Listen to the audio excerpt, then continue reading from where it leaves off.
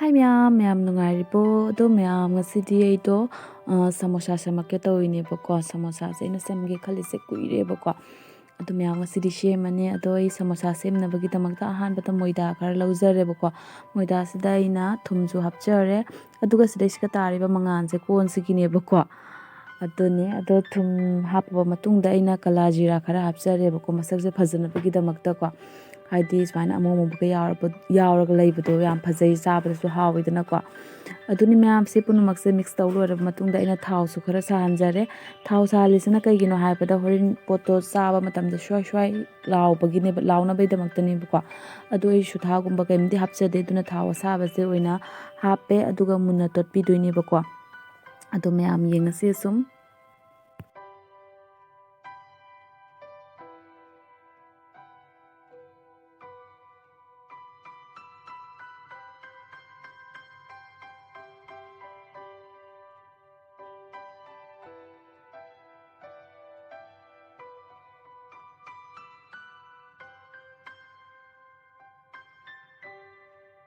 aduga sumaina akhoi moida se munna totpiduna loiraba matungda akhoi minute manga tara ama manin chathandana sumaina upsalaga thambirane bako aduga sumaina moida se tot loiraba matungda aina samosa gi manungda hapnaba kangaudo semnabgidamakta badam khara hapsare badam se ina yamde karigino habda samosa se yamde bako adudugi duga somdana leire alu afutpa se akhoi fazana takhai birani aduga siga akhoi hapningba masala leidana jaingang jira ꯑꯗꯩꯗꯤ ꯊꯨꯝ ꯀꯩꯀꯥꯗꯣ ꯁꯤꯒ ꯂꯣꯏꯅ ꯇꯣꯠꯍꯧꯔꯅꯦꯕꯀꯣ ꯍꯣꯔꯦꯟ ꯉꯧꯕꯗ ꯇꯣꯠꯄꯗꯣ ꯑꯩ ꯅꯨꯡꯉꯥꯏꯇꯦꯕꯀꯣ ꯑꯗꯨꯗꯨꯒꯤ ꯑꯩꯅ ꯍꯩꯅꯖꯕ ꯃꯑꯣꯡꯗ ꯁꯤꯗ ꯂꯣꯏꯅ ꯍꯥꯞꯆꯤꯟꯖꯔꯒꯦ ꯑꯗꯨꯒ ꯁꯤꯃꯨꯛ ꯉꯧꯊꯣꯛꯅꯕ ꯇꯧꯔꯁꯦꯕꯀꯣ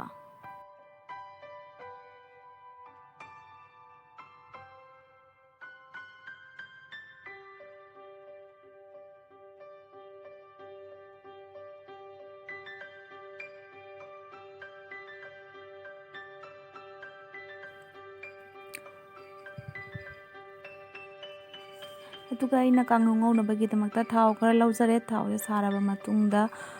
ꯁꯤꯡ ꯈꯔ ꯍꯥꯞꯆꯤꯟꯖꯔꯦ ꯁꯤꯡꯁꯦ ꯑꯩꯅ ꯇꯤꯜꯍꯧ ꯆꯅꯝ ꯍꯥꯞꯄ ꯌꯥꯏ ꯑꯗꯣ ꯆꯥꯗꯕ ꯃꯌꯥꯝ ꯑꯃ ꯌꯥꯎꯅꯕꯅꯤꯅ ꯑꯗꯨꯝ ꯁꯤꯡꯇꯪ ꯍꯥꯞꯄꯦꯕꯀꯣ ꯑꯗꯨ ꯁꯤꯡꯇꯪ ꯍꯥꯞꯄꯁꯤꯒꯤ ꯃꯍꯥꯎꯁꯦ ꯌꯥꯝ ꯇꯣꯡꯉꯥꯜꯂꯦꯕꯀꯣ ꯃꯅꯝꯁꯦ ꯌꯥꯝ ꯅꯨꯡꯁꯤꯔꯒ ꯍꯥꯎꯕꯗꯣ ꯑꯣꯏꯌꯦ ꯑꯗꯨꯒ ꯑꯩꯅ ꯁꯤꯡꯁꯦ ꯈꯔ ꯉꯥꯡꯁꯤꯜꯂꯛꯄꯒꯤꯁꯤꯒ ꯑꯩꯅ ꯉꯁꯥꯏ ꯇꯣꯠꯈꯤꯕ ꯑꯂꯨꯗꯣ ꯃꯁꯂꯥ ꯍꯥꯞꯄꯗꯣ ꯑꯗꯨꯗꯣ ꯑꯃꯨꯛ ꯍꯥꯞꯆꯤꯟꯖꯔꯦ ꯑꯗꯣ ꯁꯤ ꯐꯖꯅ ꯉꯧꯕꯤꯔꯅꯤ ꯍꯥꯏꯗꯤ ꯊꯥꯎꯁꯦ ꯆꯨꯞꯁꯟꯕꯐꯥꯎ ꯐꯖꯅ ꯉꯧꯕꯤꯔꯅꯦꯕꯀꯣ ꯑꯗꯨꯗꯨꯒ ꯉꯁꯥꯏꯒꯤ ꯕꯗꯥꯝꯗꯁꯨ ꯍꯥꯞꯆꯤꯟꯗꯣꯏꯅꯦꯕꯀꯣ ꯑꯗꯣ ꯌꯦꯡꯉꯁꯤ ꯑꯗꯣ ꯑꯩꯅ ꯒꯔꯝ ꯃꯁꯂꯥ ꯈꯔꯁꯨ ꯍꯥꯞꯆꯤꯟꯖꯔꯦ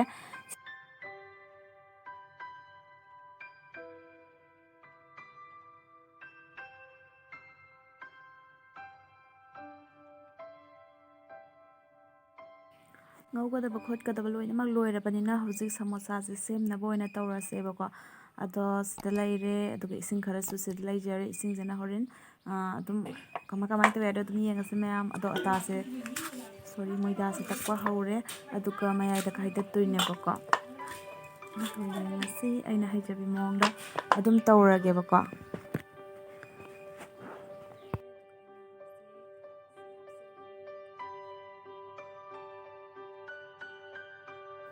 ꯑꯗꯣ ꯁꯃꯣꯁꯥꯁꯦ ꯁꯨꯃꯥꯏꯅ ꯍꯥꯏꯗꯤ ꯀꯣꯟꯁꯤꯟꯕꯤꯔꯕ ꯃꯇꯨꯡꯗ ꯃꯥꯏ ꯃꯄꯥꯟꯁꯦ ꯏꯁꯤꯡꯗꯣ ꯂꯨꯞꯄꯒ ꯁꯨꯃꯥꯏꯅ ꯃꯄꯥꯟꯁꯤꯒꯤ ꯏꯁꯤꯡꯁꯦ ꯇꯩꯕꯤꯌꯣꯕꯀꯣ ꯑꯗꯨꯒ ꯁꯨꯃꯥꯏꯅ ꯅꯞꯁꯜꯂꯒꯗꯤ ꯍꯣꯔꯦꯟ ꯑꯩꯅ ꯊꯥꯎꯗ ꯊꯥꯗꯕ ꯃꯇꯝꯗ ꯄꯣꯠꯇꯣ ꯀꯥꯊꯣꯔꯛꯇꯦꯕꯀꯣ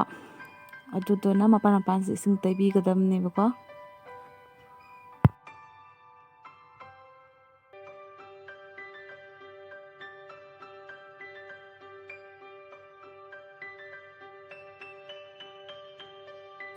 ꯑꯗꯣ ꯃꯌꯥꯝ ꯑꯩꯅ ꯁꯨꯃꯥꯏꯅ ꯁꯦꯝꯗꯅ ꯂꯣꯏꯔꯕ ꯃꯇꯨꯡꯗ ꯍꯥꯏꯗꯤ ꯂꯣꯏꯗꯤ ꯂꯣꯏꯗ꯭ꯔꯤꯕꯀꯣ ꯃꯌꯥꯝ ꯁꯨꯃꯥꯏꯅ ꯈꯔ ꯉꯩꯁꯦ ꯍꯥꯟꯅ ꯇꯥꯎꯊꯣꯛꯈꯤꯁꯦꯕꯀꯣ ꯅꯠꯇ꯭ꯔꯒꯗꯤ ꯁꯦꯝꯃꯒ ꯊꯝꯃꯒꯗꯤ ꯂꯣꯏꯅ ꯍꯥꯏꯗꯤ ꯀꯪꯁꯤꯟꯈꯤꯗꯣꯏꯕꯀꯣ ꯑꯗꯨꯗꯨꯒꯤ ꯁꯤꯉꯩꯁꯦ ꯍꯥꯟꯅ ꯇꯥꯎꯊꯣꯛꯑꯁꯤ ꯑꯗꯣ ꯑꯩꯅ ꯈꯥꯡꯁꯦ ꯊꯥꯎ ꯈꯔ ꯍꯥꯞꯆꯔꯦ ꯊꯥꯎꯁꯦ ꯁꯥꯍꯟꯕ ꯌꯥꯗꯦꯕꯀꯣ ꯌꯥꯝ ꯁꯥꯔꯒꯗꯤꯀꯣ ꯃꯥꯒꯤ ꯁꯃꯣꯁꯥꯗꯨꯒꯤ ꯃꯊꯛꯇ ꯍꯥꯏꯗꯤ ꯕꯕꯜꯁ ꯃꯌꯥꯝ ꯀꯥꯝꯕꯗꯣ ꯑꯗꯨꯃꯥꯏꯅ ꯑꯣꯏꯒꯅꯤꯕꯀꯣ ꯑꯗꯨꯗꯨꯒꯤ ꯑꯩꯅ ꯊꯥꯎꯁꯦ ꯏꯪꯉꯤꯉꯩꯗ ꯈꯤꯇꯪ ꯂꯨꯝꯕꯨ ꯁꯥꯔꯛꯄꯗꯣ ꯑꯗꯨꯃꯥꯏꯅ ꯇꯧꯔꯤꯉꯩꯗ ꯑꯩꯅ ꯁꯃꯣꯁꯥꯁꯦ ꯍꯥꯞꯆꯤꯟꯗꯣꯏꯅꯦꯕꯀꯣ ꯃꯩꯁꯦ ꯀꯟꯕ ꯌꯥꯗꯦ ꯃꯌꯥꯝ ꯃꯩ ꯀꯜꯂꯒꯗꯤ ꯂꯣꯏꯔꯦ ꯃꯁꯛ ꯑꯗꯨꯅꯤ ꯃꯌꯥꯝ ꯌꯦꯡꯉꯁꯤꯀꯣ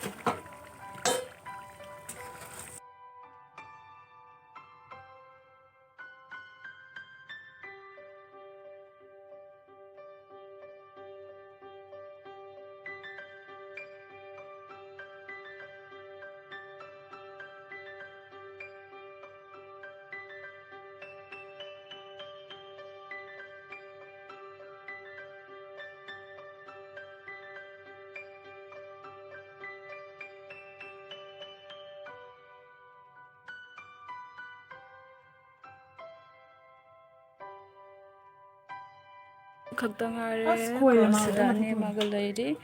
do kangau do leitabagi ko adudo sida mana nimki loin sadokre nimki semkre simuk oibre yengsi ko ya kuptro nang nimki ga aku pini mana muka kelas mayam nushayam shay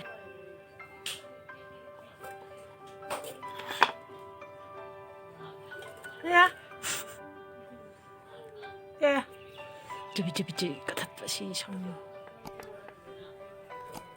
the mayam loire agi samosa ngai se sumana loina sem tana ko atuga ado agi samosa je ko hadi ina thau se thengjalak pagi thau se am ta han ba wat pagi ne ko electric langga lei se ko khatang kuina ta halaga di langba je wat kadam ne ko ado yenga si mayam ai hojik cha thangat khre atuga sidai siga fazana se masi ba ko hadi ngang sing roidi koi bayu shi lai ba ko dei de ku je mama hoi mo mayam mo cha na bagi ko laraga ai min cha duni ada mayam mo gi smaina plating towring ai de aina somda nimki thangalam ba doi kawre do gi nimki do khara ka thokre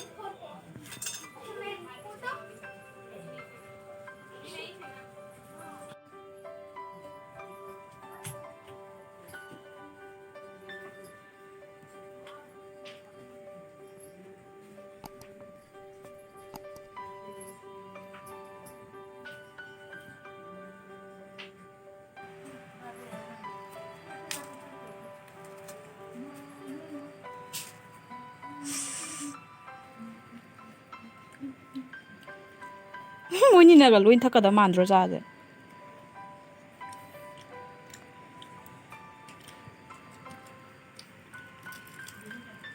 macha hawro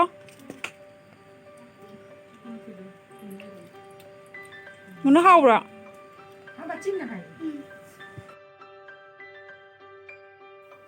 aduni mayam angangsingse sumaina summer vacation gi lakpani bako ado moina sumaina lakpasida ikuina sumaina makhal thongbi thakpi tawbase moina haraujari bako aduni mayam do angang ama leishabi haidi kugi ichanupi yai masu ya lae bako ado makti leishabi farabanina sida video da yaudre madi thong thakba sembado oina mateng pange bako inaubi moinina mateng pangbi bane aduga angang pitno amsu yauriye hajik phawbigi mangna atomi oirini bako aduni mayam khodi nupi se ambanina asmana moina amu lakpase amna nungai bako vacation ngai bada wanari bane do mayam ke dore baja morok thakti he cha morok thakte có kalani một cái kala na magchai jan mai ni thum jae thum mai si cha ai me khai ni na cha là không có cha cái cha nó sạch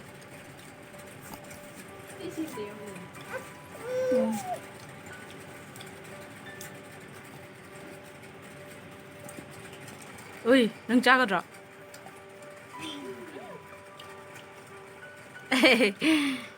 macha pepe hello pepe nang cha ning bra nang cha ning mayam em cha ko mo cha ga le ko ko na ni sai ta adu ma ai ti la ko ka kan hap tre sa ba ni ko sai tu ning ki do du su tu re ura ni ki se fa za re ai na si ngai se ngai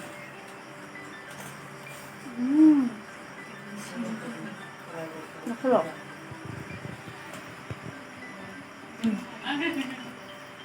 Wow.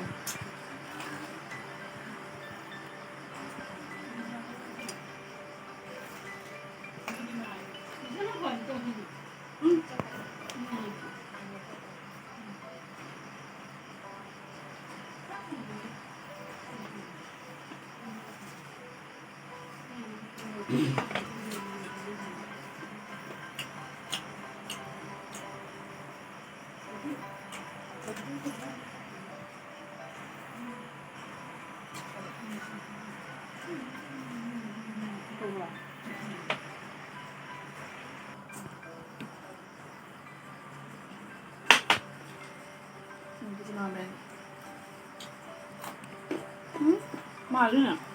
가지고 배워나.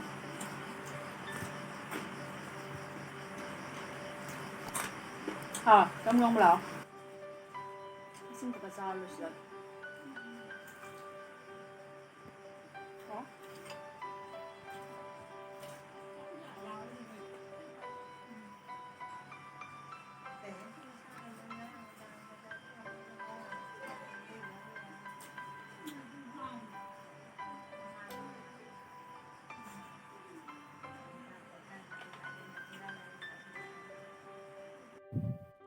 ꯑꯗꯣ ꯃꯌꯥꯝ ꯁꯨꯃꯥꯏꯅ ꯑꯩꯅ ꯑꯩꯒꯤ ꯉꯁꯤꯒꯤ ꯁꯃꯣꯁꯥꯁꯦ ꯁꯦꯝꯕ ꯂꯣꯏꯈ꯭ꯔꯦ ꯆꯥꯕꯁꯨ ꯂꯣꯏꯈ꯭ꯔꯦ ꯇꯁꯦꯡꯅ ꯃꯌꯥꯝ ꯌꯥꯝꯅ ꯍꯥꯎꯔꯝꯃꯦꯕꯀꯣ ꯁꯃꯣꯁꯥꯁꯦ ꯍꯥꯏꯖꯟꯅꯕ ꯅꯠꯇꯦꯕꯀꯣ ꯃꯌꯥꯝ ꯑꯗꯣ ꯃꯌꯥꯝꯁꯨ ꯍꯥꯏꯗꯤ ꯃꯄꯥꯟꯒꯤ ꯄꯣꯠ ꯆꯩ ꯆꯥꯅꯤꯡꯗꯕ ꯂꯩꯗꯅꯀꯣ ꯑꯗꯨꯝ ꯑꯁꯨꯃꯥꯏꯅ ꯁꯨꯝ ꯌꯨꯝꯗ ꯁꯦꯝꯃꯒ ꯆꯥꯕꯤꯌꯨ ꯃꯌꯥꯝ ꯌꯥꯝꯅ ꯍꯥꯎꯕꯅꯦꯕꯀꯣ ꯑꯗꯣ ꯃꯌꯥꯝ ꯉꯁꯤꯒꯤꯗꯤ ꯁ꯭ꯋꯥꯏꯗ ꯂꯣꯏꯁꯤꯜꯂꯒꯦ ꯃꯊꯪꯒꯤ ꯚꯤꯗꯤꯑꯣꯗ ꯑꯃꯨꯛ ꯊꯦꯡꯅꯔꯁꯦ ꯕꯥꯏ ꯕꯥꯏ ꯃꯆꯥ ꯂꯥꯏꯔꯤꯛ ꯄꯥꯎ ꯌꯥꯗ꯭ꯔꯣ? ꯀꯩꯅꯣ ꯏꯗꯣ? ꯋꯥꯎ ꯅꯪ ꯐꯤꯁꯁꯤꯗꯤ ꯐꯖꯩꯅꯦ ꯑꯩꯒꯤ ꯐꯤꯁ ꯅꯠꯇꯦ ꯀꯅꯥꯏꯅꯣ ꯃꯤꯁꯀꯤꯅꯤ ꯑꯣ